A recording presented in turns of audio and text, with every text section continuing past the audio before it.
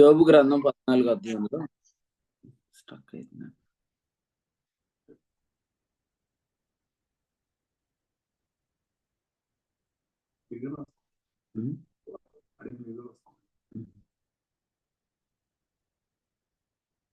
మొదటి వచనం చదువుదాం. యోబు గ్రంథం 14 అధ్యాయం మొదటి వచనం.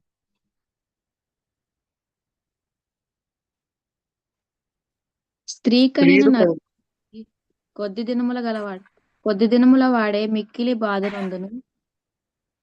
పువ్వు వికసించినట్లు వాడు పెరిగి వాడిపోవును. నీడ కనబడకపోవునట్లు వాడు నిలువక పారిపోవును. అట్టివాని మీద నీవు కనుదృష్టి ఉంచి ఉన్నావు. తీర్పునందుటకై నన్ను నీ ఎదుటికి రప్పించి ఉన్నావు. పాపసహితునిలో నుండి పాపరహితుడు పుట్టగలిగిన అలాగున ఎవడును పుట్టనేరడు. నరుల ఆయుష్కాలము పరిమితి కలదు. చాలమ్మా. పరిశుద్ధ గ్రంథంలో యోబు గ్రంథంలో 14 అధ్యాయం మొదటి వచనంలో మిక్కిలి బాధ అని చెప్పాడు. మిక్కిలి బాధ. సో ఈ మిక్కిలి బాధ ఏమిటి అనంటే 3వ వచనంలో చెప్పాడు తీర్పు అని చెప్పాడు. మిక్కిలి బాధ అంటే ఏంటంటే తీర్పు. సో దేనికి తీర్పు అంటే 4వ వచనంలో చెప్పాడు నేను పాప సహితుల్లో నుంచి వచ్చాను, పాపరహితుడిని కాదు అని చెప్తున్నాడు. లేదా స్త్రీ కనిన నరుడు పాపరహితుడు కాదు. చూడండి, దేవుని తీర్పు అనేది మనకు మిక్కిలి బాధగా ఉంటది అన్నమాట. మన జీవితాల్లో ఈరోజు జీవమిస్తున్నవాడే ఇంతకుముందు పాపములో ఉన్నందుకు ఆయన తీర్పు తీర్చేవాడిగా మనం చూస్తున్నాం. రోమాపత్రిక 5వ అధ్యాయం 9వ వచనాన్ని మనం గమనిస్తున్నప్పుడు కాబట్టి ఆయన రక్తము వలన నీతిమంతులమని తీర్చబడి మరింత నిశ్చయముగా ఆయన ద్వారా ఉగ్రత నుండి రక్షించబడదు అన్నాడు. ఆ ఉగ్రతే ఇక్కడ యోబు చెప్తున్న మిక్కిలి బాధ. ఇది 7 ఏండ్ల శ్రమల కాలం కాదు, ఇది అగ్నిగుండం కాదు, ఈ రెండు కాదు. ఇది ఒక విధంగా చెప్పాలంటే అనుదినం ఓడిపోవటం అన్నమాట, శరీరానుసారంగా జీవించటం. రోమీలకు రాసిన పత్రికలో 7వ అధ్యాయం 25వ వచనంలో మన ప్రభు అయిన యేసుక్రీస్తు ద్వారా దేవునికి కృతజ్ఞతాస్తుతులు చెల్లించుచున్నాను అన్నాడు కదా. ఈ కృతజ్ఞతాస్తుతులు ఎందుకు చెల్లిస్తున్నాడంటే దాని పై వచనంలో చెప్పాడు దౌర్భాగ్యకరమైన స్థితి నుండి విడుదల. దౌర్భాగ్యం ఏంటంటే మేలు చేయవలనని కోరిక కలుగుతున్నది కానీ దాన్ని చేయటం కలగకపోవటం. శరీర దురాశలు, పాపేచ్ఛలు, అవయవాలలో కార్యసాధకములు అవటం, ఇదంతా కూడా మిక్కిలి బాధ. ఈరోజు మనల్ని ప్రభు యోబుకున్న ఆ పరిస్థితి నుంచి విమోచించాడు. యోబు పరిస్థితి చూస్తే 3వ వచనంలో చూస్తున్నాం అట్టి వాని మీద నీవు కనుదృష్టి ఉంచి ఉన్నావు అన్నాడు. అంటే కనుదృష్టి ఉంచమానో ఉంచకూడదని అంటే ఉంచకూడదని. ఎందుకంటే నువ్వు నన్ను చూస్తున్నప్పుడు నా పాపాలు నీకు కనబడుతున్నాయి, నీవు నాకు తీర్పు తీరుస్తున్నావు, నేను నీ ఉగ్రతను భరిస్తున్నాను, నేను మిక్కిలి బాధను అందుతున్నాను అంటున్నాడు. కానీ మన విషయంలోకి వస్తే దేవుడు మనలను క్రీస్తునందు చూస్తున్నాడు, ఎల్లప్పుడూ చూస్తున్నాడు. క్రీస్తునందు మనల్ని దేవుని నీతిగా చూస్తున్న దేవుడు మనల్ని జీవము అనే తీర్పు మనకు విధిస్తున్నాడు, లేదా మనకి నీతికి బహుమానంగా జీవాన్ని ఇస్తున్నాడు.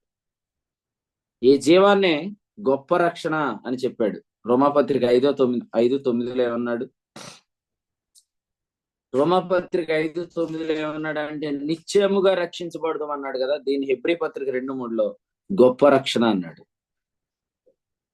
శరీర ఇచ్చలను, శరీర దురాశలను అనుసరించకుండా తప్పించబడటం అనేది గొప్ప రక్షణ. యాకోబు పత్రిక 1వ అధ్యాయంలో మనం చదువుకున్నట్లుగా మరి దురాశ చేత ఏడవబడి మరల కొల్పబడిన వారే శోధించబడుట 1:14. దీన్ని మనం తప్పించుకోవటం అనేది గొప్ప రక్షణ. సో ఈ గొప్ప రక్షణ మనం అనుభవించటం మాత్రమే కాదు, 17వ వచనం చూడండి, యాకోబు పత్రిక 1వ అధ్యాయం 17 ప్రకారం శ్రేష్టమైన వాటిని మనం మిస్ కావట్లేదు. ఎవరైతే ఆత్మ ఉండాల్సిన స్థానంలో శరీరాన్ని ఉంచుతారో వారు వాగ్దాన సంబంధమైన వాటిని కోల్పోతారు. అందుకనే మనం శరీరాన్ని అనుసరించేటప్పుడు ఒకటి గుర్తుపెట్టుకోవాలి, మనంతటా మనమే వాగ్దానాన్ని వద్దని ముందుకెళ్తున్నామని తెలుసుకోవాలి.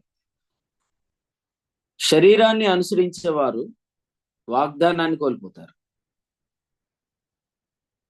అందుకనే నా ప్రియ సహోదరులారా మోసపోకుడి అన్నాడు కదా, దాన్ని ఇంకోలా కూడా చెప్పొచ్చు, నా ప్రియ సహోదరులారా ఆలోచించుకోండి. కారణం ఏంటంటే పరసంబంధమైనవి కావాలంటే మన శరీరాన్ని అనుసరించి జీవించకూడదు. పరసంబంధమైనవి కావాలంటే మన శరీరాన్ని అనుసరించి జీవించకూడదు. సో మనందరికీ ఫ్లెష్ ఉంది, ఆ శరీరాన్ని అనుసరించి జీవించటాన్ని మనం అందరం తప్పించుకోవాలి. ఇది ఎలా జరుగుతుందంటే దేవుని శక్తి చేత కాపాడబట్టమన్నాడు పేతురు 1:5 ప్రకారం. దేవుని యొక్క శక్తి చేత కాపాడబట్టు.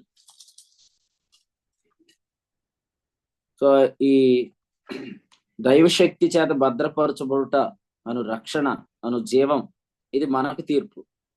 యోబుకు తీర్పు ఏంటి? మిక్కిలి బాధ. ఇప్పుడు మీరే చూడండి,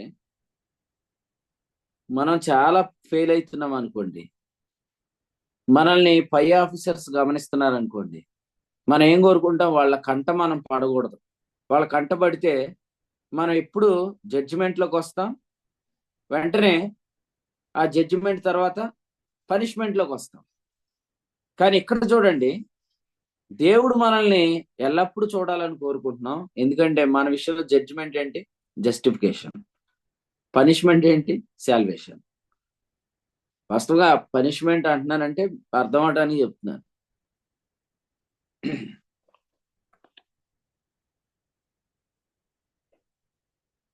సందీప్ అన్న వీడియో ఆఫ్ చేశాడు, కృపానిధి ఇప్పుడే వీడియో ఆఫ్ చేశాడు. ఈ కింద చాలా మంది వీడియోలు ఆఫ్ చేసి ఉన్నారు. అయినా మీరు ఎలా చేస్తున్నారు? మరి ఎంతమంది రిక్వెస్ట్ చేశారు? ముగ్గురండి. ఆ ముగ్గురు తప్ప మిగిలిన వాళ్ళు అందరు రిమూవ్ కొట్టండి ఫస్ట్. మీరు అలాగే రిమూవ్ ఆప్షన్ ఉందా చూడండి, మీ దగ్గర లేకపోతే నా దగ్గర ఉంది, వాడతాను. ఉందండి. ఉందా? ఉంది. వాడండి. 5 రాళ్ళు ఒక రాయి ఇసిరేయండి, మిగిలిన 4 రాళ్ళు ఎప్పుడు ఇస్తారో చెప్తాను. అందరూ జాగ్రత్తపోయినండి.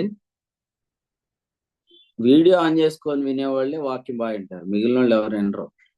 వాళ్ళు ఏదో పని చేసుకుంటా నిద్రపోతూ ఉంటారు, వాళ్ళకి అర్థం అవదు వాక్యం. యోబు గ్రంథం 14వ అధ్యాయం ప్రకారం యోబు తన మీద దేవుని దృష్టి ఉండాలనుకుంటున్నాడో ఉండకూడదు అనుకుంటున్నాడా?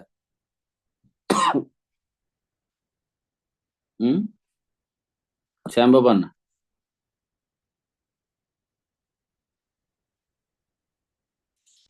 ఉండకూడదు అనుకుంటున్నాడు.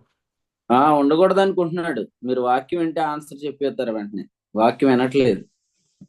యోబు తన మీద దేవుని దృష్టి ఉండకూడదు అనుకుంటున్నాడు. ఎందుకంటే ఉంటే యోబు పాపి అని తీర్పు పొందుతున్నాడు. దాని ఫలితం ఏంటి? దాని ఫలితం జీవం కాదు, మిక్కిలి బాధ. అందుకనే మీరు చూడండి, రోమీయులకు రాసిన పత్రిక 4వ అధ్యాయాన్ని మనం గమనించినట్లయితే, రోమీయులకు రాసిన పత్రిక 4వ అధ్యాయాన్ని మనం గమనిస్తే అక్కడ ఇలా వ్రాయబడింది చూడండి, వచనం 15.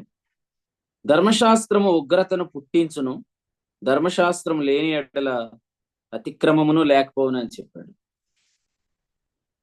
ధర్మశాస్త్రం ఉగ్రతను పుట్టించును. ఆ ఉగ్రతే మన మీద దేవుని ఉగ్రత ఉంటే మనం మిక్కిలి బాధను అందుతాం.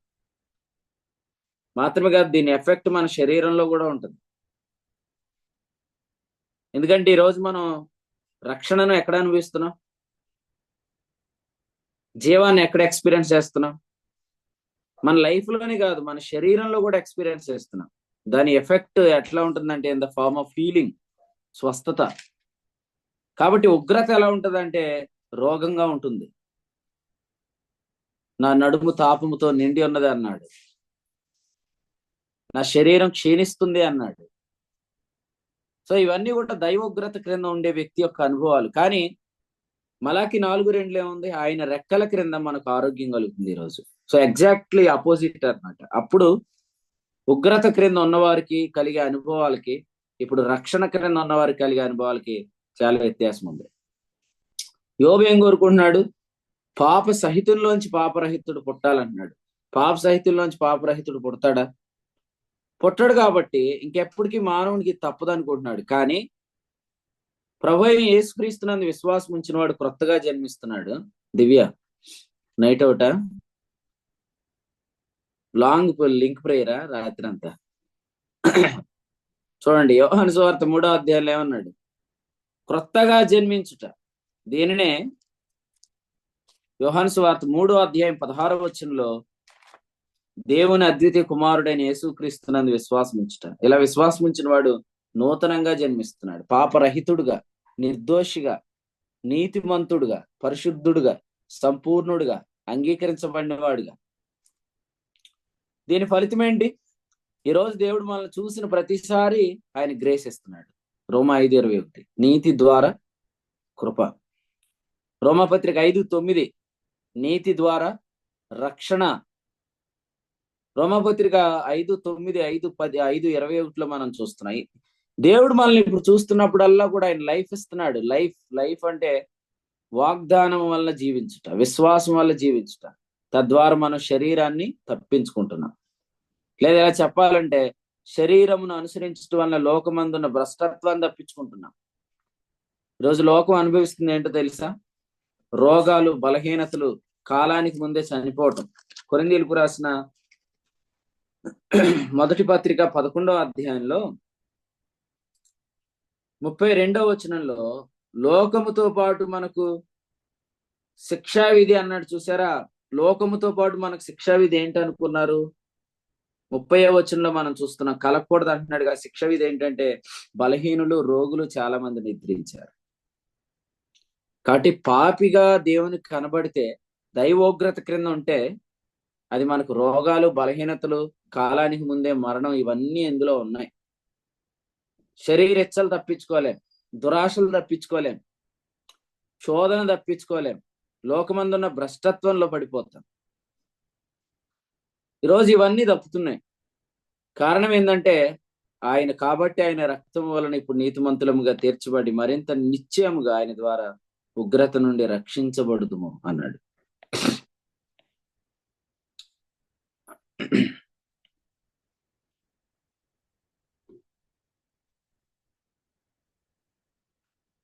అయినా ఇప్పుడు చెక్ చేసుకుంటున్నాం మళ్ళీ ఒకసారి ఇంకో ఫోన్లో. మీరు అలా వదిలేస్తే వాళ్ళు నేర్చుకోరు ఇక ఎప్పటికీ. మీరు మంచోడు, నేను చెడ్డోడు అయిపోతున్నాను జూమ్ మీటింగ్ లో. నేను ర్యాన్సమ్, నువ్వేమో నన్ను ర్యాన్సమ్ అని పిలు, రాము అని పిలవద్దని చెప్పి నువ్వు పేరు మార్చుకోలేదు. చూసుకో, జానకి రాము అని వచ్చిందాడ.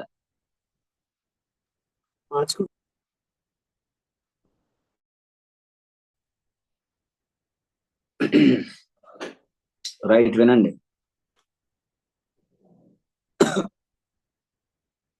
ఇప్పుడు దేవుడు మనల్ని బాగా ఎక్కువ చూస్తే మంచిది అంటారు, తక్కువ చూస్తే మంచిది అంటారు. ఆశిష్ అన్న, దేవుడు ఎక్కువ చూడాలా తక్కువ చూడాలి మనల్ని?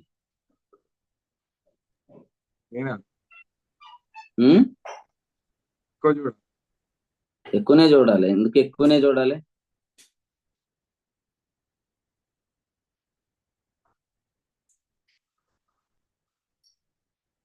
దానికి ఆన్సర్ చెప్పట్లేదు, మళ్ళీ సైలెంట్ అయిపోయాను. ఎందుకు ఎక్కువగా చూడాలా నరేష్ గారు? దేవుడు మనల్ని ఎందుకు ఎక్కువ చూడాలా?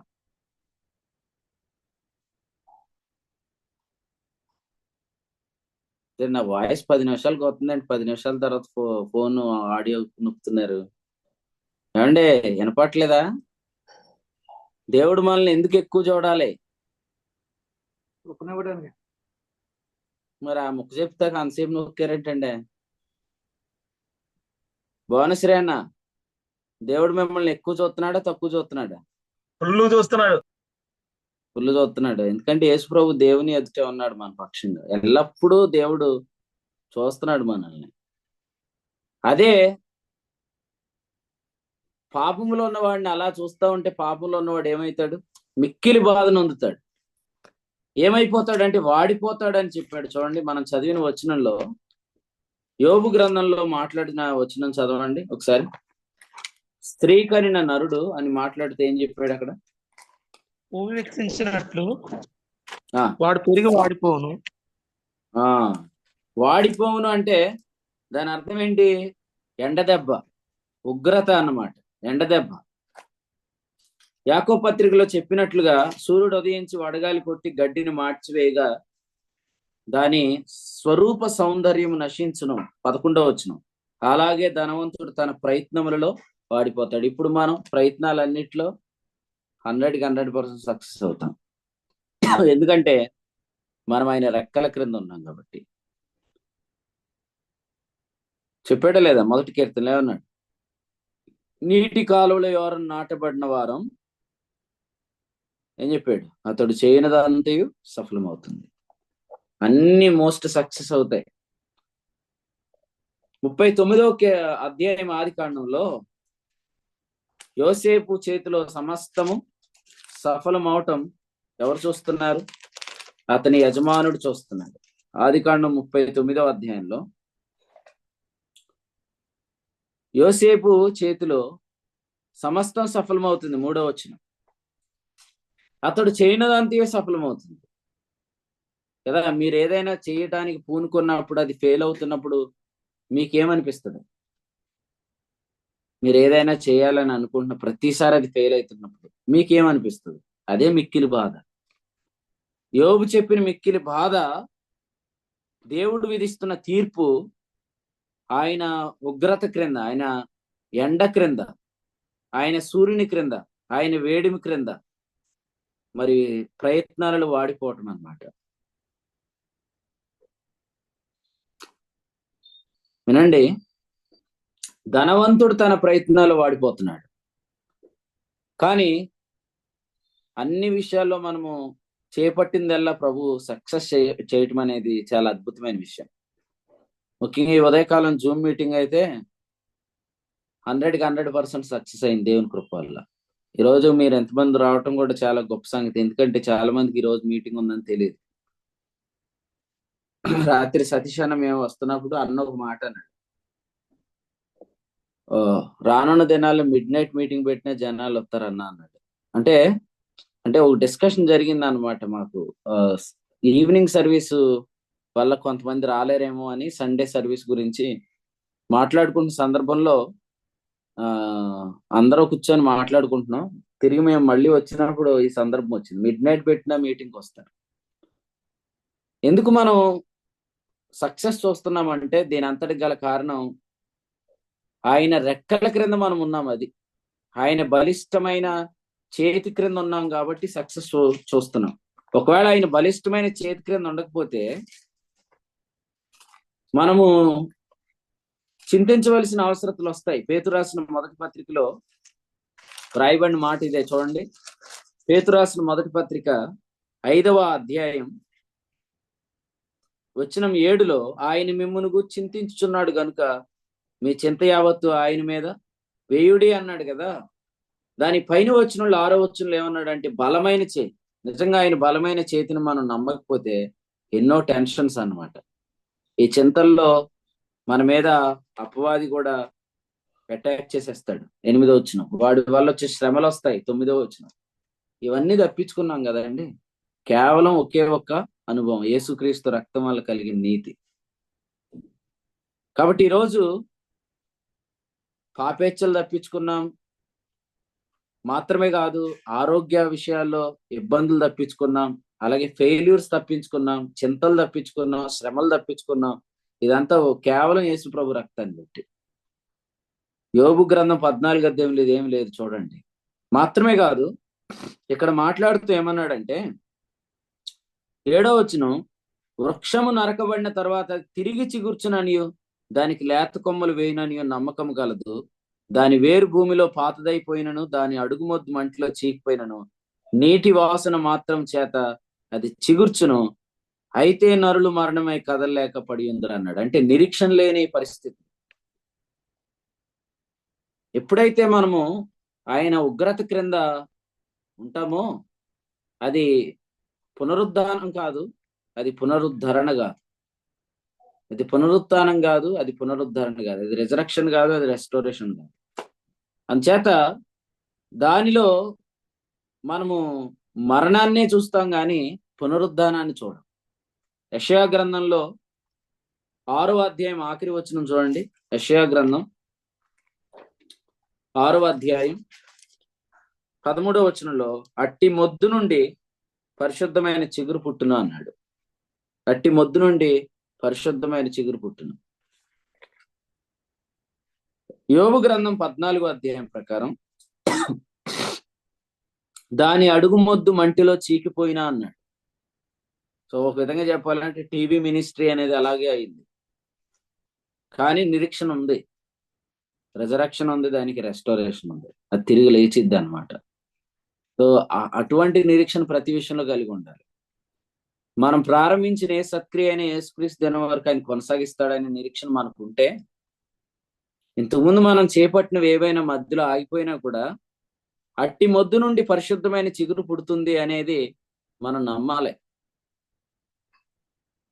అది నిరీక్షణ సంబంధమైన అనుభవాన్ని కలిగిస్తుంది. 12:12 రోమాపత్రిక అది ఎంతో ఆనందాన్ని కలిగిస్తుంది. హెబ్రీ 3:6 అది ఎంతో ఉత్సాహాన్ని కలిగిస్తుంది. కొరింథీయులకు రాసిన మొదటి పత్రిక 15వ అధ్యాయంలో ఏమన్నాడు? ఎప్పటికీ ప్రభు కార్యాభివృద్ధి అందు ఆసక్తులై ఉండుడి అన్నాడు. ఎలా వస్తుందండి ఆసక్తి? ఎప్పుడు ఆసక్తి ఎలా వస్తుంది?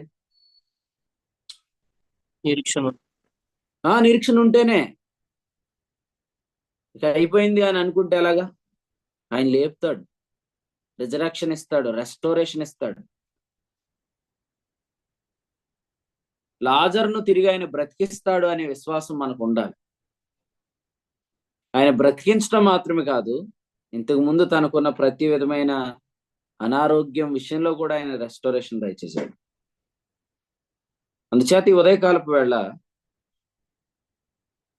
అనుదినం ఆయన ఉగ్రత క్రింద చనిపోయే మనం ఈరోజు ఆయన రెక్కల క్రింద జీవిస్తున్నాం. పునరుద్ధానం అనుభవిస్తాం. రోమాపత్రిక 8:11 నాకు చాలా ఇష్టమైన వచనం.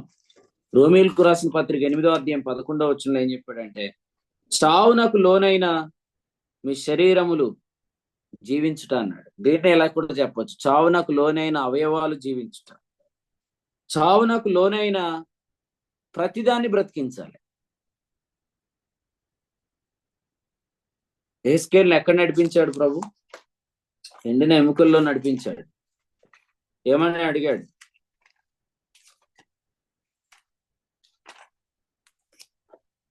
ఎండిన ఎముకల గురించి ఏం అడిగాడండి?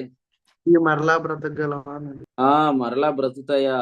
3వ వచనం 37:3, ప్రభువా యెహోవా అది నీకే తెలియను అన్నాడు నరపుత్రుడు. ఎండిన ఎముకలను కూడా ప్రభు బ్రతికిస్తాడు.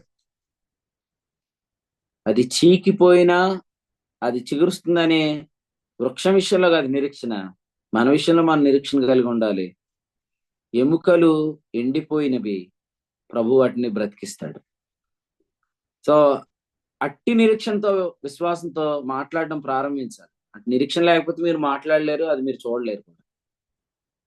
నిరీక్షణ ఆయన రెక్కల క్రింద కలుగుతుంది, నిరాశ ఆయన ఉగ్రత క్రింద. యోబు ఎంత నిరాశతో ఇక్కడ మాట్లాడుతున్నాడు గమనించారా? యోబు గ్రంథంలో 14వ అధ్యాయంలో 14వ వచనంలో ఏమన్నాడంటే, మరణమైన తరువాత నరులు బ్రతుకుదురా, అలా ఉండిన ఎడల నాకు విడుదల కలుగు వరకు నా యుద్ధ దినములన్నీ నేను కనిపెట్టి ఎందును అంటున్నాడు. వినాలి. అసలే యేసు ప్రభు వస్తే బ్రతుకుతాం అనేది కాదు మన క్రైస్తవ విశ్వాసం. మృతుల్లో నుండి క్రీస్తు యేసును లేపిన వాని ఆత్మ మీలో నివసించి ఉన్నట్ల చావనకు లోనైనా మీ శరీరములను కూడా మీలో నివసిస్తున్న తన ఆత్మ ద్వారా జీవింపచేయను. ప్రతిరోజు పునరుద్ధానాన్ని మనం చూడాలి. ప్రతిరోజు మనం యోర్దాను దాటాలి. ప్రతిదినం మనం హెబ్రీని జీవితాన్ని జీవించాలి. నది అద్దరిన ఉన్న స్వాస్థ్యంలో మనం సంచరించాలి. మరలా జ్ఞాపకం చేస్తున్నాను, ప్రకటన గ్రంథంలో ఏమన్నాడు చదవండి. ప్రకటన గ్రంథం 3వ అధ్యాయంలో చావనై ఉన్న మిగిలిన వాటిని బలపరచుము అన్నాడు. అది అండర్లైన్ చేయండి. ప్రకటన 3:2 చావనై ఉన్న మిగిలిన వాటిని బలపరచుము. బలపరచుము అంటే ఏం చేయాలంటే చచ్చిపోతున్న వాటి దగ్గరికి వెళ్ళి మీరు జీవవాయువును ఓదాలి, నిరీక్షణతో మాట్లాడాలి, విశ్వాసంతో మాట్లాడాలి. ఈ ఎండిన ఎముకలు తిరిగి బ్రతుకుతాయని మాట్లాడాలి. అందుకే ప్రభు మనల్ని వాటిలో సంచరం చేస్తున్నాడు. ఈరోజు మనం కొన్ని పరిస్థితులు కూడా దేవుని ఆత్మచేత ఎందుకు నడిపించబడుతున్నాం? అక్కడ మీరు మాట్లాడతారని తీసుకొని వెళ్తున్నాడు. అక్కడికి వెళ్ళిన తర్వాత ప్రభు ఇంత చీకటి ఏంటి నాయన అని ప్రభుకే చెప్పకూడదు. చీకటిలోకి ఎందుకు తీసుకెళ్తున్నాడు? గాఢాంధకారపు లోయలోకి. అక్కడ మనం వెలుగు కలుగును గాక అని పలకటాన్ని తీసుకెళ్తున్నాడు. ఎండిన ఎముకల లోయలోనికి ఎందుకు తీసుకెళ్తున్నాడు? జీవాత్మ నలుదిక్కుల నుండి వచ్చి వీరిని బ్రతికించుము అని మనం పలకడానికి తీసుకెళ్తున్నాడు. కాబట్టి ఏదో ఒక వింత సంభవించినట్లు మీరు ఆశ్చర్యపడవద్దు అంటున్నాడు. కొన్ని పరిస్థితులు చూసి పేతురు మొదటి పత్రిక 4వ అధ్యాయంలో మాట్లాడినట్లుగా 12లో ఏదో ఒక వింత సంభవించినట్లు ఆశ్చర్యపడకండి.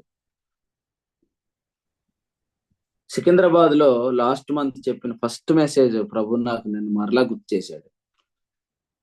మన జీవితాల్లో ప్రభు అగ్నిని ఎందుకు అనుమతిస్తాడంటే in order to test the relations అన్నమాట. అసలే విశ్వాసాన్ని బట్టి మనతో ప్రవర్తిస్తున్న వారు ఎవరు, శరీరాన్ని బట్టి మనతో నడుచుకుంటున్న వారు ఎవరో తెలియటానికి కొన్నిటిని అనుమతిస్తాడు. విశ్వాసాన్ని బట్టి ప్రేమించారా లేదా అనేది అందులో తేలిపోతుంది. ఇందాక ప్రదీప్ అన్న ప్రార్థన చేశాడు, తేలిపోకుండా నిలబడాలి అని. కాబట్టి అగ్ని పరీక్షలో ఒక వింత సంభవిస్తున్నట్లు అనుకోవద్దు. కొన్ని పరిస్థితులు ఏర్పడుతున్నప్పుడు ప్రభు ఏం చేయాలని ఆశపడుతున్నాడంటే ఇది అసలు బంగారమా వెండా కాదా అనేది శోధించాలనుకుంటున్నాడు. అలా శోధించినప్పుడు మనకే మేలు. కాబట్టి వింతగా అనుకోవద్దండి దయచేసి ఎవరు కూడా. ఇవన్నీ వింత కాదు. వింత ఏదంటే మనం మళ్ళీ చెప్పుకున్న రెవల్యూషనే మనకు వింత. నిర్గమం 3వ అధ్యాయం 1వ వచనం, అగ్ని వలన పొద మండుచున్నది కానీ కాలిపోలేదు. సో రెవల్యూషన్ మాత్రమే మనకు వింత తప్ప ఇవేవి వింత కాదు. ఎందుకంటే వీటి గుండా ప్రభు మనల్ని ఎందుకు నడిపిస్తున్నాడంటే అక్కడ మన పని ఉంది కాబట్టి. నువ్వు తేళ్ల మధ్య సంచరిస్తున్నావు అన్నాడా లేదా? యెహెజ్కేలుతో ఏమన్నాడు? నీవు బ్రహ్మదండి చెట్ల మధ్యను తేళ్ల మధ్యను సంచరిస్తున్నావు అని అన్నాడు. వారికి భయపడవద్దు, వారి మాటలకు భయపడవద్దు, వారు తిరుగుబాటు చేయవారు, వారికి భయపడొద్దు అన్నాడు. 2 తిరుగుబాటు చేసే వాళ్ళకి భయపడొద్దు. అసలు మోషేని ఎదిరించినప్పుడు కానీ మోషే ఏం చేసేవాడు తెలుసా?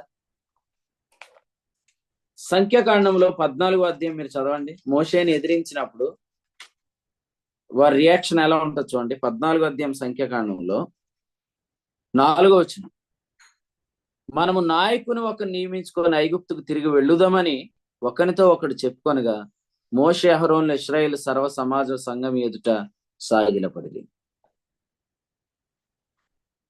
ఈ రోజు కూడా కొందరి స్వరం ఎలా ఉందంటే దేవుడు నిన్నే నియమించాడా, నువ్వే మాకు అధికారివా, నువ్వు మాకు తీర్పరివా అన్నట్టే ఉందా లేదా? చెయ్యొద్దు అన్న పనే చేస్తున్నారంటే, ఇలా ఉండొద్దు అన్నట్టే ఉంటున్నారంటే వాళ్ళ ఇన్నర్ వాయిస్ ఏంటి? మా మీద నిన్ను అధికారిగాను తీర్పరిగాను నియమించిన వాడు ఎవడు అని. అలాంటప్పుడు మనం ఏం చేయాలి? సాగిలు పడాలంతే.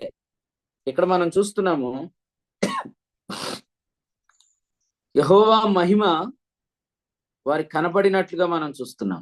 చూడండి, వారు ఎప్పుడైతే సర్వ సమాజము సాగిలు పడ్డారో మనం క్రిందకు వచ్చి చదివితే ఇక్కడ మనము 10వ వచనంలో చూస్తున్నాం. ప్రత్యక్ష గుడారంలో యెహోవా మహిమ ఇశ్రాయేలు అందరికీ కనపడేది. ప్రజలు తిరుగుబాటు చేస్తున్నప్పుడల్లా దేవుడు తన గ్లోరీని ఆయన చూపిస్తూ వచ్చాడు. మరి మోషే అహరోనులు అయితే వారు తాము సాగిలు పడినట్లుగా మనం చూస్తున్నాం. కొన్నిసార్లు తిరుగుబాటుకు మనం చెప్పాల్సిన మాట ఏంటంటే, నేను ఎంతటి వాడిని ప్రభా అని మనము సాగిలపడాలంతే. కారణం ఏంటంటే, ఇశ్రాయేలీలు ఒక నాయకుడిని నియమించుకుందాం అనుకున్నారు. అసలు మోషే లాంటి నాయకుడే లేడు కదా. ఆయనే చెప్పాడు ఏమని, సంఖ్యాకాండంలో ఏం చెప్పాడు, 10వ అధ్యాయంలో, లేకపోతే మనం 12వ అధ్యాయంలో చదివినట్లుగా 3వ వచనంలో, భూమి మీద ఉన్న వారు అందరిలో మిక్కిలి సాత్వికుడు అన్నాడు, ఏడులో నా ఇల్లంతట్లో నమ్మకమైన వాడు అన్నాడు. అటువంటి గ్రేట్ లీడర్నే వీళ్ళు తృణీకరించి ఇంకో నాయకుడిని నియమిద్దామనే వాయిస్ వచ్చినప్పుడు వెంటనే మోషే అహరోన్లు ఏం చేశారంటే సాగిలు పడ్డారు. యెహోవా మహిమ ప్రజలందరికీ కనిపించింది. అందుచేత ఈ తిరుగుబాట్లు జరుగుతున్నప్పుడు మీరు భయపడవద్దు అని చెప్పాడు. ఎందుకంటే నువ్వు బ్రహ్మదండి చెట్ల మధ్యలో తేళ్ల మధ్యలో నువ్వు సంచరిస్తున్నావు అని చెప్పాడు. ఉంటున్నారా? ఎందుకు సంచరింపజేస్తున్నాడు? వారి మధ్యలో నువ్వు భయపడకుండా ఉండటమే నీ విశ్వాస ప్రకటన. పేతురు మొదటి పత్రిక 3:6. ఆమె ఎవరి మధ్యలో సంచరిస్తుంది? షారా. ఆ కనానీయుల స్త్రీలు చాలా మంది ఉన్నారు. వారు గర్భం ధరించుకుంటున్నారు. కానీ వీరు చాలా కాలం నుంచి వాగ్దాన ఫలం కొరకు ఎదురు చూస్తున్నారు. వారి మధ్యలో చాలా ధైర్యంగా నోరు తెరచి తన విశ్వాసాన్ని ప్రకటిస్తుంది. అబ్రహాము అబ్రహాము అని పిలుస్తూ, నా యజమానుడా అని పిలుస్తూ, ఆ విశ్వాసపు ఒప్పుకోలను బట్టి ఆమె విశ్వాసానికి విధేయత చూపిస్తుంది. దాని ఫలితం ఆమెను ప్రభు దర్శించాడు. ఆమెను గురించి చెప్పినది ఆయన చేశాడు. దివ్య, ఆదికాండం ఈ అధ్యాయం 1వ వచనం చదువు, 21 చదువు. ఆదికాండం 21:1 చదువు. సీసీ కెమెరా కంటే దారుణంగా ఉన్నాడు అన్నయ్య. ఆదికాండం 21:1 చదువు.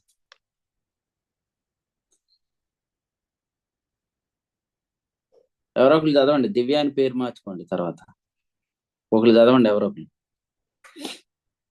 యెహోవా తను చెప్పిన ప్రకారము శారాను దర్శించెను. యెహోవా తను ఇచ్చిన మాట చొప్పున శారాను గూర్చి చేసెను. చూసారు ఈ మాట? ఆమె భయపడకుండా వారందరి మధ్యలో విశ్వాసంతో మాట్లాడినందుకు ప్రభు ఏం చేశాడు? ఆమెను దర్శించాడు. ఆమెను గురించి చెప్పినది చేసేసాడు. కాబట్టి ఎండినెముకల లోయలో నడిపిస్తున్నాడా? గాఢాంధకారంలో నడిపిస్తున్నాడా? అరణ్యంలో నడిపిస్తున్నాడా? 84వ కీర్తనలు అన్నాడు, యాత్ర చేయు మార్గములు వారికి ప్రియములు, వారు బాకాలోయలో బడి వెళ్ళుచు దాన్ని జలమయంగా చేస్తారన్నాడు. బాకాలోయ అంటే, బాకా అంటే ఏడుపు, దుఃఖం అని అర్థం. దుఃఖ పరిస్థితులు గుండా వెళ్ళి దాన్ని జలమయంగా చేస్తారు. అరణ్యంలోనికి ఎందుకు ఆత్మ తోడుకొని పోతున్నాడు? అరణ్యాన్ని సింధూర వనంగా మార్చడానికి. కాబట్టి కొందరు అట్టి నిరీక్షణ కలిగి లేరు కాబట్టి నువ్వు ప్రభుకు కావాలి. కొందరికి అట్టి విశ్వాసం లేదు కాబట్టి ప్రభుకు నువ్వు కావాలి. సో ప్రభు ఆత్మ ద్వారా ఎందుకు మనం కొందరి మధ్యలో సంచరిస్తున్నాం? ఈ తేళ్ల మధ్యలో ఎందుకు సంచరిస్తున్నాం? ఈ ఎముకల్లోయలో ఎందుకు సంచరిస్తున్నాం? ఈ అరణ్యంలో ఎందుకు సంచరిస్తున్నాం? దీని అంతటికి గల కారణం అక్కడ నీ ద్వారా ప్రభు పని జరిగించాలని ఆశపడుతున్నాడు. ఇంతటి నిరీక్షణ పునరుద్ధరణకి చెందిన వాళ్ళకే ఉంటది కానీ, రెజరక్షన్ రెస్టోరేషన్ సర్వీస్ కి చెందిన వాళ్ళకే ఉంటది కానీ అసలు ఈ అనుభవం ఉండదు అన్నమాట. రాధక్క వందనాలు. ఒక వచనం చదువుదాం చూడండి. పరిశుద్ధ గ్రంథంలో అపోస్తుల కార్యాలు 1వ అధ్యాయం 2వ అధ్యాయం. ఈ 2 అధ్యాయాల్లో మీకు రెజరక్షన్ రెస్టోరేషన్ ఈ 2 మనం చదువుదాం. అపోస్తుల కార్యముల గ్రంథం 1వ అధ్యాయంలో, అపోస్తుల కార్యాల గ్రంథం 1వ అధ్యాయంలో వచనం 3వ వచనం చదువుదాం. ఆయన శ్రమపడిన తర్వాత 40 దినముల వరకు వారికి అగపడుచు దేవుని రాజ్య విషయములను గూర్చి బోధించుచు అనేక ప్రమాణములను చూపి వారికి తాను సజీవునిగా కనపరుచుకొనెను. సో ఇక్కడ ఆయన పునరుద్ధానానికి రుజువులు చూపిస్తున్నాడు.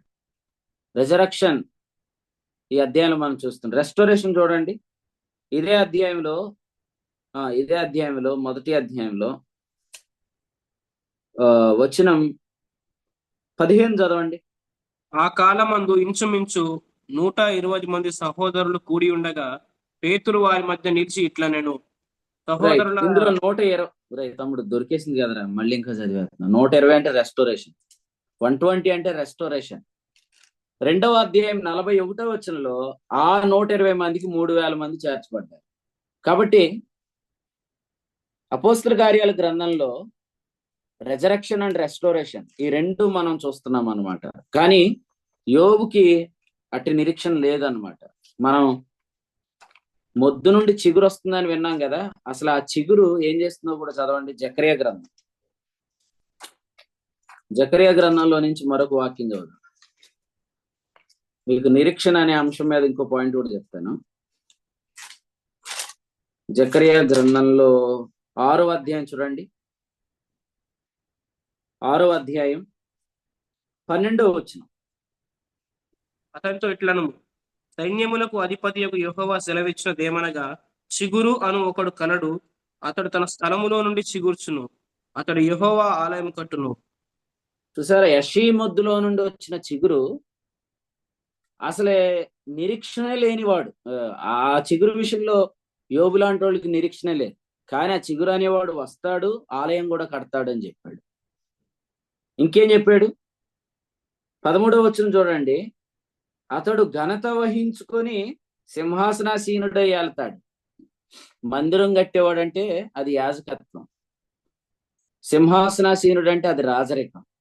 కాబట్టి యాజక రాజ్యం ఆ చిగురులో నుండి వస్తుంది. రిజరక్షన్, రెస్టోరేషన్ లో నుంచి వచ్చే కింగ్డమ్ ఆయన ఇక్కడ చెప్తున్నాడు. అందుకని అపోస్తల కార్యాలు 1వ అధ్యాయంలో వారు ఇశ్రాయేలునకు రాజ్యం మరలా అనుగ్రహిస్తామంటే దేవుడు దాని విషయంలో ఆన్సర్ ఇవ్వలేదు. ఎందుకంటే ఆయన కింగ్డమ్ అనేది రిజరక్షన్, రెస్టోరేషన్ నుంచి వచ్చేది అనమాట. పునరుద్ధానం, పునరుద్ధరణలో నుంచి వచ్చే ప్రభుత్వం యాజక రూపమైన రాజ్యం. అతడు ఆలయాన్ని కడతాడు, మాత్రమే కాదు అతడు సింహాసనాసీనుడే ఏళ్తాడు. ఇక్కడ మనం ఇంకో మాట కూడా చూస్తున్నాము. రోమీలకు రాసిన పత్రిక 15వ అధ్యాయం తీయండి, అక్కడ ఇంకొక మంచి మాట ఉంది. 12 చదవండి. రోమా పత్రిక 15:12.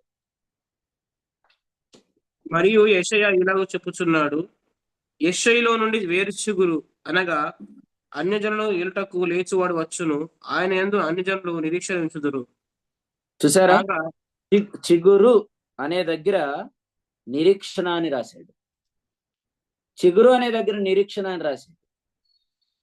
అందుచేత అసలు చిగురు రావటమే కొందరికి నిరీక్షణ లేకపోతే, చిగురు వస్తుంది, అది ఏలుతుంది, అది రాజ్యము చేస్తుంది, ఆలయం కడుతుంది, ఇన్ని మాటలు చెప్పాడు. అందుచేత ఇంత నిరీక్షణ మనకు అవసరం. ఇది 15వ అధ్యాయం 13లో ఏమన్నాడంటే దీన్ని పరిశుద్ధాత్మ శక్తి అన్నాడు. ఆత్మశక్తి.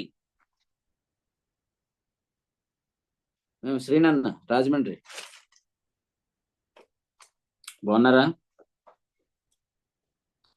నవ్వుకుంటున్నారా? నిద్రపోతున్నారా? యోబు గ్రంథంలో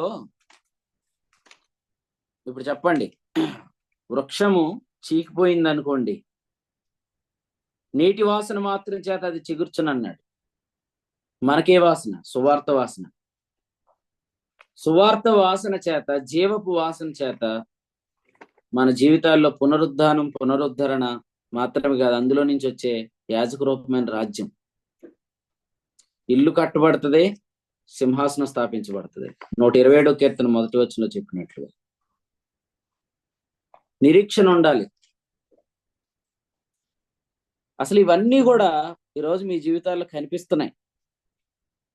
అదే మీరు పాపములో ఉన్నారనుకోండి, మీరు ఏమని అనుకుంటారు? అసలు నరకానికి వెళ్లకుండా ఉంటే చాలు, నేను కట్టేది, నేను పరిపాలించేది వద్దులే అనుకుంటారు. మీరు నరకం తప్పించుకుంటే చాలు అనుకుంటారు. నరకం తప్పించుకోవడానికి చాలా మంది భక్తి చేస్తున్నారు. నరకం దాటామని చెప్పి భక్తి చేస్తున్నాం మనం. ఆ భక్తిలో పాపేచ్చుల దురాశలు జయించగలుగుతున్నాం. ఇందాక మనం చెప్పుకున్నట్లుగా ప్రతి ప్రయత్నంలో వాడిపోయే మనం ప్రతి ప్రయత్నంలో సఫలమవుతాం. మూడవదిగా చెప్పుకున్నట్లుగా చింతలు లేకుండా జీవించగలుగుతాం. మాత్రమే కాదు, అక్కడే మనం విన్నట్లు అపవాది వల్ల వచ్చే శ్రమలు తప్పించుకోగలుగుతాం. నిరీక్షణ కలిగి జీవించగలుగుతాం, ధైర్యం కలిగి జీవించగలుగుతాం, ఉత్సాహం కలిగి జీవించగలుగుతాం, సంతోషం కలిగి జీవించగలుగుతాం.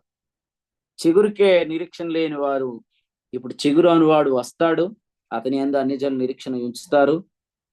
అంతేకాదు, అతడే ఆలయం కడతాడు, అతడే సింహాసనసి. అంటే 1000 ఏండ్ల రాజ్యం గాని 2000 సంవత్సరాల సంఘం గాని ఇదంతా చిగురుతోటే జరిగిద్ది అని చెప్పాడు. మొద్దు ఎప్పుడో చీకిపోయింది. యెషయా గ్రంథం మీరు చదివితే 6వ అధ్యాయంలో జనములు లేక నిర్జనములుగా ఎడారిగా ఇశ్రాయేలీలు అయిపోయినప్పుడు ఆ యెషయ మొద్దులో నుండి చిగురు వస్తుంది, అన్ని జనులు ఆయన యందు నిరీక్షణ ఉంచుతారని చెప్పినట్లుగా ఈరోజు అదే మొద్దులో నుండి సంఘం వచ్చింది, అదే మొద్దులో నుండి భవిష్యత్తులో ఇశ్రాయేల్ రక్షణ, 1000 ఏండ్ల ప్రభుత్వం, ఇవన్నీ కూడా ఉన్నాయన్నమాట. మరి ఎప్పటితోటే అయిపోయిందంటే ప్రభు దాని నిత్యత్వానికి ఆయన దాని గురించి మాట్లాడుతున్నాడంటే ఎంత నిరీక్షణ మనం కలిగి జీవించవచ్చు. బట్ అయిపోయిందండి, నా పని అయిపోయిందండి, ఇంకా నా వల్ల కాదండి అనే మాటలు మన నోట వస్తున్నాయంటే దాని అర్థం ఏంటంటే మనము ఆయన రెక్కల క్రింద ఉన్న జీవాన్ని నిర్లక్ష్యం చేస్తున్నామని అర్థం. యోబు గ్రంథం 14వ అధ్యాయంలో 16వ వచనంలో ఎలా చెప్తున్నాడు, నా పాపమును సహింపలేక ఉన్నావు. 17, నా అతిక్రమం సంచిలో ముద్రించబడి ఉన్నది, నేను చేసిన దోషమును భద్రముగా ఉంచి ఉన్నావు. మన విషయం చెప్పండి, మన విషయం ఏం రాశాడు? వాస్యం భద్రం. నువ్వు అది ముద్రించబడి ఉన్నది, భద్రం చేయబడి ఉన్నదని చదివేసుకున్నాను. ముద్రించబడి ఉన్నదని ఉందా, భద్రం చేయబడి ఉన్నదని ఉందా? పాపాలు చూడండి, ఇక్కడ మన విషయంలో ఏం జరిగిందంటే కొలసీలకు రాసిన పత్రికలో ఒక మంచి మాట ఉంది. 2వ అధ్యాయం 15 వచ్చింది, మన మీద రుణముగాను మనకు విరోధముగాను ఉండిన పత్రమును మేకులతో సిలువ కొట్టి దాని మీద చేవ్రాతను తుడిచివేసి మనకు అడ్డము లేకుండా దానిని ఎత్తివేసి మన అపరాధములన్నిటినీ క్షమించి ఆయనతో కూడా మిమ్మల్ని జీవింపజేశాడు. ఆయన ప్రధానులను అధికారులను నిరాయుధులుగా చేశాడు. వారి ఆయుధాలు ఏంటి? మన పాపాల విషయంలో వారి అతిశయాలు, వారి ఆయుధాలు. మన పాపం విషయంలో, మన బలహీనత విషయంలో, మన తొట్టుబాటు విషయంలో వారు అతిశయిస్తారు. కానీ ప్రభు వాటిని అన్నిటిని ఏం చేశాడు? తుడిచివేశాడు, సిలువ కొట్టాడు, తుడిచివేశాడు, అడ్డం లేకుండా ఎత్తివేశాడు. సంచిలో భద్రం చేయలేదు, లేదా సంచిలో ముద్రించలేదు దాన్ని. కాబట్టి ఈ వచనాలను బట్టి ప్రభుకు స్తోత్రం చెల్లిద్దాం. మన వ్యక్తిగత జీవితాల్లో దేవుని యందు మన నిరీక్షణ ఏంటంటే ఆయన మన అతిక్రమములను తన కన్నుల ముందు ఉంచుకోలేదు, కానీ మన నీతిని ఆయన తన కన్ను ముందు ఉంచుకున్నాడు. మన అపరాధాలన్నిటినీ ఎత్తివేశాడు, మన మీద రుణముగాను విరోధముగాను ఉండే పత్రాన్ని కొట్టివేశాడు. అందుచేత మీరెవరు ఇలా ప్రార్థన చేయొద్దు. ఏమనంటే నేను చేయలా, దేవునికి రుణపడ్డాను, సో దేవుడు నా మీద చాలా విరోధంగా ఉన్నాడు అనుకోద్దు. అసలు దేవునికి నువ్వు రుణపడ్డంగా నువ్వు దేవునికి వారసుడివి. దేవుని వారసుడు అంటే అర్థం ఏంటి? దేవుడు ఇంకా నాకు ఇవ్వాల్సినవి చాలా ఉన్నాయని అర్థం. మనం దేవునికి ఇవ్వాల్సినవి ఉన్నాయని అర్థం కాదు. గల్తీలకు రాసిన పత్రిక 4వ అధ్యాయం 7వ వచనంలో చెప్పినట్లుగా నీవు కుమారుడు అయితే వారసుడివి అన్నాడు. హెబ్రీ పత్రిక 1వ అధ్యాయం 4వ వచనంలో చెప్పినట్లుగా కుమారులు అనగా సమస్తానికి వారసులు. కాబట్టి దేవా వచ్చే సంవత్సరం నీకు అది ఇచ్చేస్తాను, ఇది ఇచ్చేస్తాను, ఇది చేస్తాను, అది చేస్తాను, అలాగూ నేను నీతో శాంతిలోకి వస్తాను అని అనుకోవద్దండి. ఏమి తెచ్చి నేను యెహోవాను దర్శించును అనేది కాదు, కానీ ఈరోజు మనము ఆయన దగ్గర నుంచే పొందుకోవడానికి ప్రభు మనకు పరిశుద్ధాత్మనిచ్చాడు. గలతీ పత్రిక 3వ అధ్యాయం 5లో చెప్పాడు, ఆత్మను మీకు అనుగ్రహించి మీలో అద్భుతాలు చేయించేవాడు. కాబట్టి మిరాకిల్స్ ని మనకు వారసత్వంగా ఇచ్చాడు ఆయన, అద్భుతాలను ఆయన మనకు వారసత్వంగా ఇచ్చాడు. కాబట్టి ఆయనకు రుణపడ్డామనే మనస్తత్వం తీసేసి ఆయనే మనకు ఇవ్వబోతున్నాడనే మనస్తత్వంలోనికి రావాలి. పెద్ద కుమారుడు ఏమంటున్నాడు? నేను నీ ఆజ్ఞల్లో ఏది ఎన్నడూ మేరలేదు, కాబట్టి నువ్వు నాకేమివ్వాలా? నా స్నేహితుతో సంతోషపడినట్లు మేకపిల్ల ఇవ్వాలన్నాడు. అలా అడిగితే మాత్రం మీకు మేకపిల్ల కాదు కదా, చూడరాదు, మీకేమి రాదనమాట. ఎందుకంటే తీసేసేయండి, ఆ మైండ్ సెట్ తీసేయండి. నేను దేవునికి ఏదో చేస్తున్నాను, దేవుడు నాకు ఏదో ఎత్తున్నాడు అనుకోవద్దు. దేవునికి మనం రుణపడలేదు, మన రుణం మనం చెల్లించవలసిన అవసరం లేదు. యేసుక్రీస్తే మన అందరి కొరకై పరిహారం చెల్లించాడు. ఎంతగా చెల్లించాడంటే ఇక శరీరమును అనుసరింపక ఆత్మను అనుసరించి నడుచుకున్నట్లు అన్నాడు. రోమాపత్రిక 8వ అధ్యాయం 3-4 వచ్చినారు. అందుచేత శరీరానుసారంగా నడుస్తున్నామంటే అర్థం ఏంటి? ఇంకా మన రుణస్థులం అనే ఆలోచన మైండ్ సెట్ మనలో ఉందంటున్నాడు. రోమాపత్రిక 8వ అధ్యాయం 12వ వచనం. శరీరానుసారంగా ప్రవర్తించుటకు మనం శరీరమునకు రుణస్థులం కాదు. ఇంకా చెప్పాలంటే ఇలా రాసుకోండి, రుణస్థులం కాదు అని రాయండి. మీ హృదయంలో రాయండి, రుణస్థుడను కాదు, రుణస్థులం కాదు, రుణపడి లేము, రుణస్థులం కాదు. అందుకనే ఎవరైనా కూడా శరీరాన్ని అనుసరిస్తున్నారంటే రుణస్థుల్లా ప్రవర్తిస్తున్నారని అర్థం. ప్రభు ఎంత వెల చెల్లించాడు? రోమపత్రిక 8:3-4 శరీరమును అనుసరింపక ఆత్మను అనుసరించి నడుచుకున్నట్లు వెల చెల్లించాడు. కాబట్టి ఇంకేదో అప్పులో ఉన్నట్లు ప్రవర్తించొద్దు, రుణములో ఉన్నట్లు ప్రవర్తించొద్దు. రుణమంతా చెల్లించబడింది. We are not only reconciled, also we are sealed with the Holy Spirit. ఖచ్చితంగా ఈ విషయాన్ని మీరు గమనించాలి. మనం దేవునితో సమాధాన పరచబడిన వారం మాత్రమే కాదు, వాగ్దాన ఆత్మచేత ముద్రించబడిన వారం. నేను శ్రీనివాస్ అన్న, మీ అబ్బాయిని దేవుని సేవకి ఇస్తారా? అప్పుడు దేవుడు మీకు అద్భుతాలు చేస్తాడంటే ఏమంటావు? చూడండి, ఇచ్చేస్తాను అంటాడు. మీ అబ్బాయిని దేవునికి ఎత్తారా, దేవుడు అద్భుతాలు చేస్తాడో ఏమంటావు?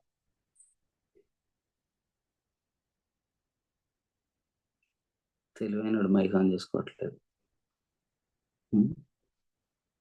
అక్క ఏం చెప్పట్లేదు పక్క నుంచి. ఇస్తావేవ్వా దేవునికి అంటున్నాను. అద్భుతాలు కావాలా వద్దా? కావాలండి. అద్భుతాలు కావాలంటే మీ అబ్బాయిని ఇచ్చే యేసు ప్రభు అవసరం లేదు.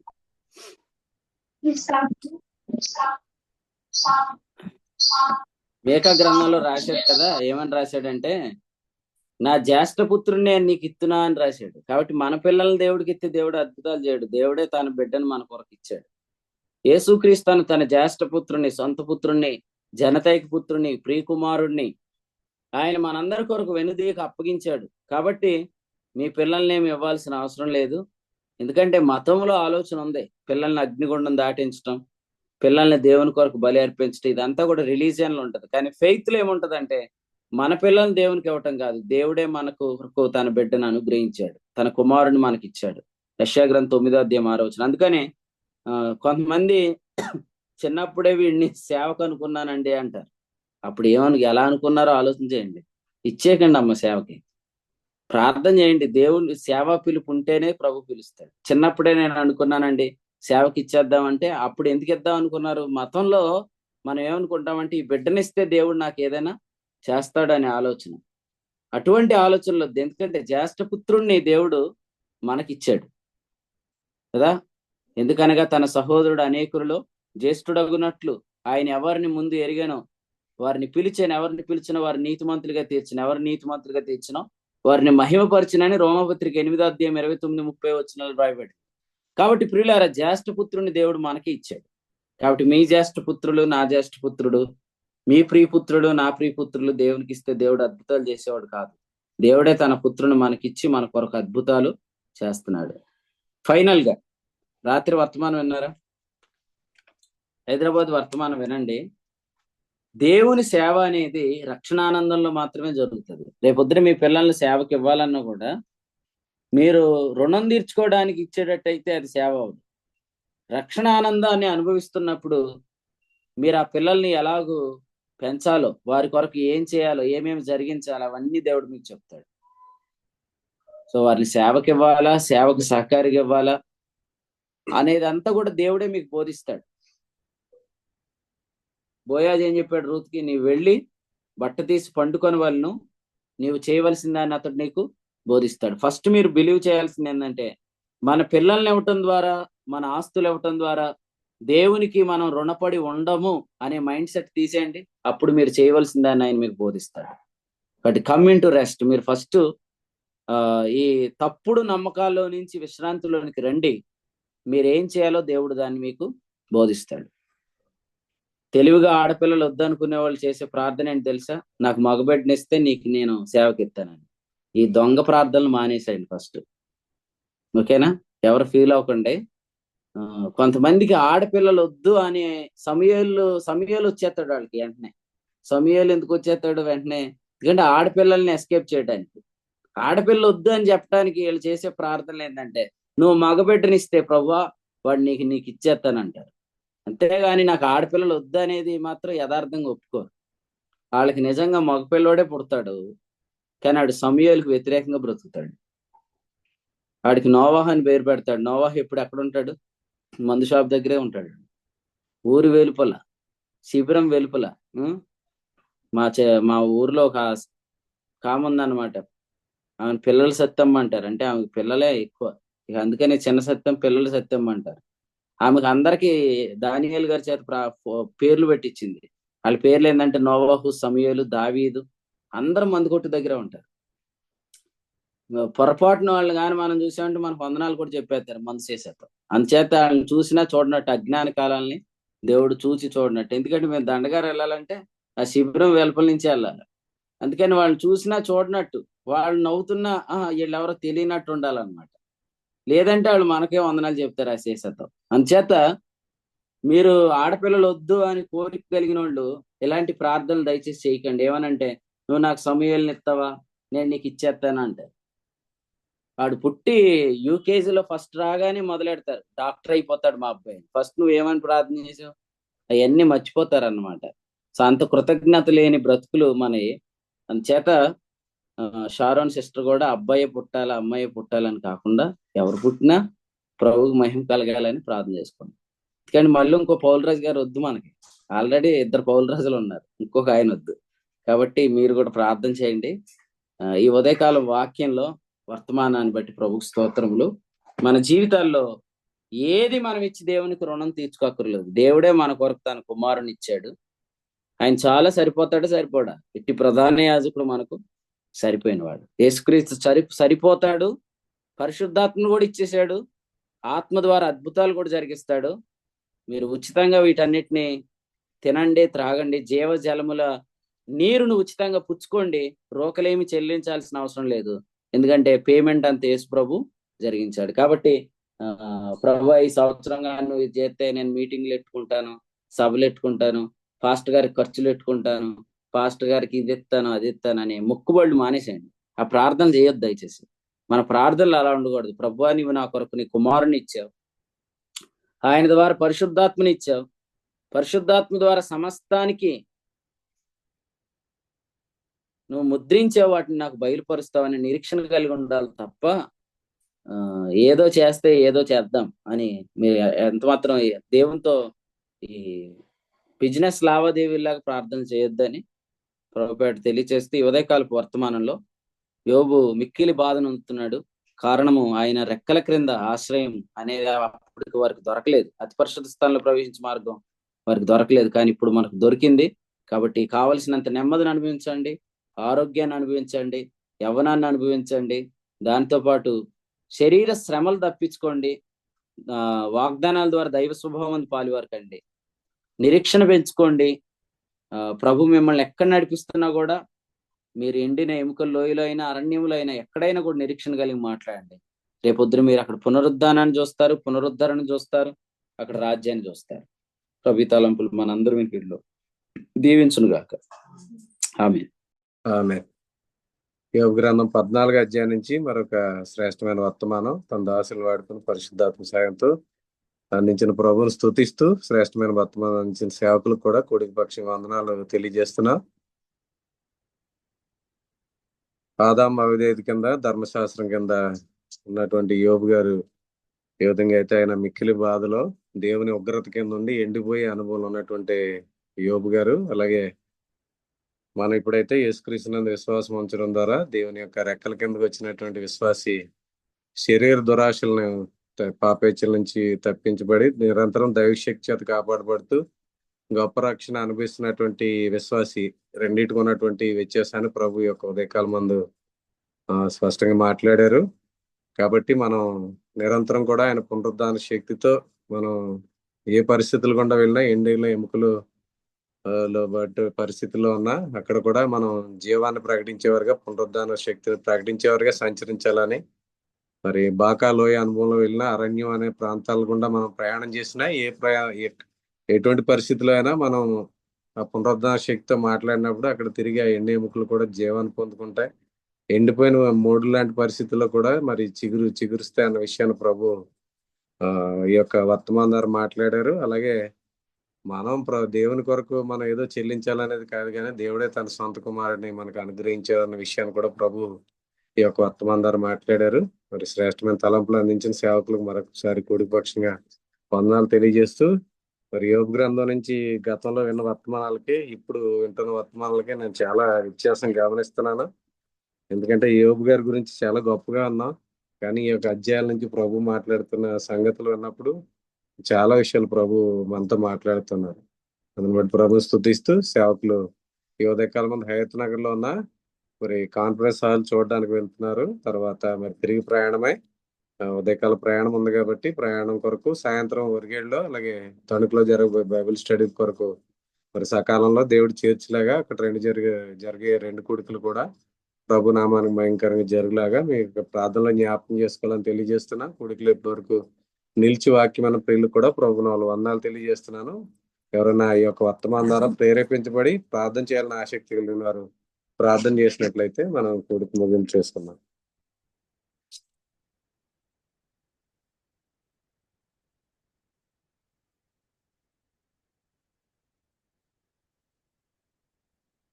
ప్రశాంత్ చెయ్యి.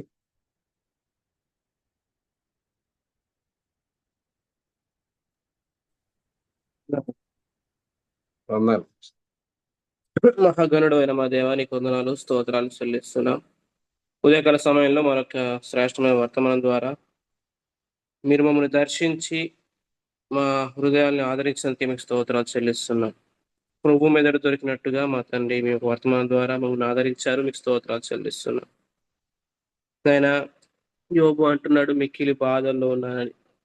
నాయన నీవు నన్ను దృష్టించుకుంటా ఉంటే బాగుండేది అన్నట్టుగా ప్రవర్తిస్తున్నాడు. కానీ మా తండ్రి మీరు దృష్టిస్తే నాయన మాకు కృప, నాయన మాకు కాపుదల, మాకు భద్రత, గొప్ప రక్షణ.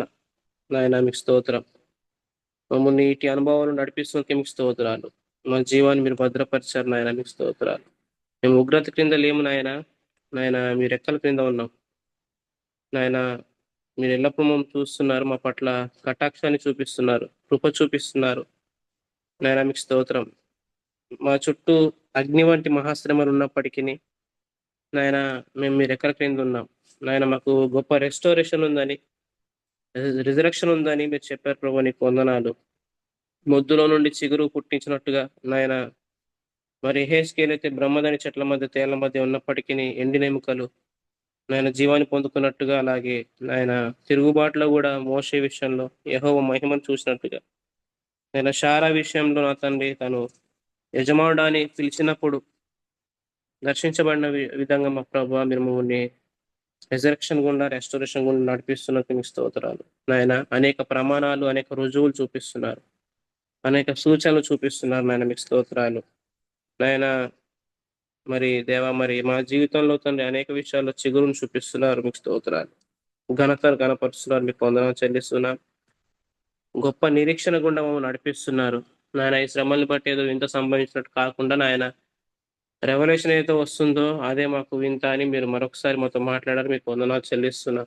కాబట్టి నాయన చింతలేని జీవితాన్ని, నిరీక్షణతో కూడిన జీవితాన్ని, పునరుద్ధానాన్ని అనుభవించే జీవితాన్ని మాకు ఇచ్చారు ప్రభు. మా కొరకు మీ ప్రియ కుమారుని అప్పగించారు, మీ జ్యేష్ఠపుత్రుని అప్పగించారు.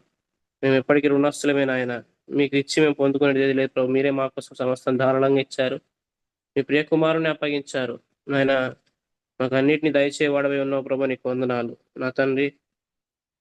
యోబు అంటున్నాడు అతిక్రమాలు సంచిలో ముద్రించబడ్డాయని, కానీ నాయన మా మీద రుణంగా ఉన్న దాన్ని మీరు ఎత్తివేశారు నాయన, చేవ్రాతం తుడిచివేశారు అయ్యా, మీకు స్తోత్రాలు చెల్లిస్తున్నాం. మమ్మల్ని బలపరిచే వర్తమాన వాక్యాన్ని నాయన ఉదయకాల సమయంలో మాకు అందించి మమ్మల్ని బలపరచడానికి మీకు స్తోత్రాలు చెల్లిస్తూ, మా తండ్రి మీ సేవకుని బట్టి మీకు వందనాలు చెల్లిస్తున్నాం. కూడిక నడిపించిన ప్రియుల్ని బట్టి మీకు వందనాలు. ఇంతవరకు వర్తమాన వాక్యం అయినటువంటి దేవుని సేవకుని, వారి కుటుంబాన్ని, అలాగే ప్రియ సహోదరులందరినీ ఇంకనూ దీవించమని, అనేక విషయాలు మేము బలపరచండి నాయన.